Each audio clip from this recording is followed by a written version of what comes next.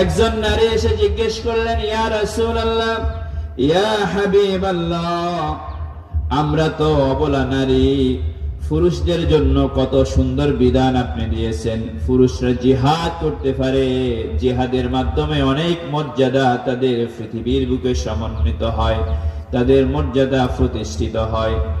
জিহাদ করার মাধ্যমে কোন ব্যক্তি যদি আল্লাহর দ্বীন কায়েমের উদ্দেশ্যে শাহাদাত বরণ করে, আল্লাহ রাব্বুল আলামিন তাকে সরাসরি জান্নাতে দিয়ে দেন। আবার যদি জিহাদ করার মাধ্যমে কোন ব্যক্তি গাজী হিসেবে ফিরে আসে, ইন্তেকাল না করে গাজী হিসেবে ফিরে আসে, আল্লাহ রাব্বুল আলামিন এর মাধ্যমে তার মর্যাদা প্রতিষ্ঠিত করেন, অনেক উপকৃত ওই লোকটা হয়ে যায়।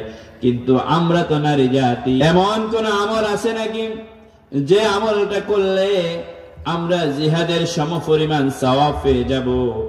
আল্লাহর নবী বললেন, হ্যাঁ হ্যাঁ, এমন আমল তোমাদের জন্য অবশ্যই আছে। আল্লাহর নবী জানিয়ে দিলেন, নারী জাতি, তোমাদের জিহাদের সমপরিমাণ সওয়াব হচ্ছে আন্না তাআতাজ যাওজি ওয়া ইতিরাফান বিহাক্কিহি ইয়াদিলু যালিকা।